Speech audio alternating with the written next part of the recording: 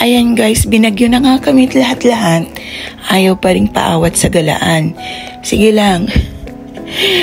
Sino kayang unang lilipa rin sa amin ito sa lakas ng hangin at maanod sa lakas ng ulan? Naku po, anong buwan na? June 2 pa lang tong video na to guys. Ngayon ko pa lang talaga nabigyan ng oras para i-edit. Sa sobrang kabisihan, Diyos ko lang talagang oras. Pasensya na kayo guys at medyo inabot na naman tayo ng 48 years para bago mag-upload. So yun na nga guys, ito yung June 2. Kinabukasan ng paparty ni Angge. Kaya dumaan-daan muna kami sa mga malalapit naming kaibigan. At hindi namin pinalampas pa ang pagdaan dito sa tindahan ni Mama. Siya po yung pinagkukuhanan namin ng mga ionium, yung mga nagagandahan na collection namin ng mga ionium. So, si Sis Joy at saka si Sis Noemi, hindi pa kasi sila personal na nakarating dito sa lugar na to. Kaya, ayan, chance na naming dumaan. Tingnan na rin natin. Baka meron tayong mabitbit at may mabudol tayo sa layasan na to. So ayan guys, bago pa man bumagsak uli ang napakalakas na ulan, samahan niyo ulit akong umikot dito at i-share ko na rin, pakita ko na rin sa inyo ang mga nagagandahang paninda ni Mama. Bukod doon, mayroon din siyang mga collection na nandito naka-display sa store niya guys.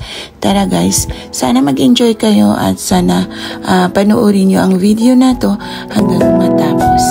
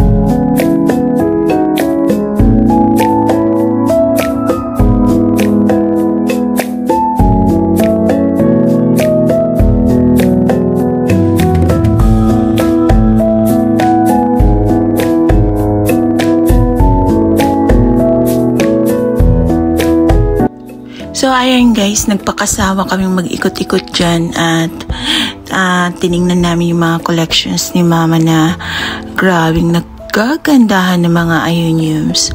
Hindi talaga sila nakakasawang pagmasdan. Ang gaganda ng mga color nila. So, ayan, na-refresh kami ng konti at ayan, pauwi na rin kami. At sulit na sulit ang pamamasyal dahil meron tayong may uwing nag-iisang magandang baby.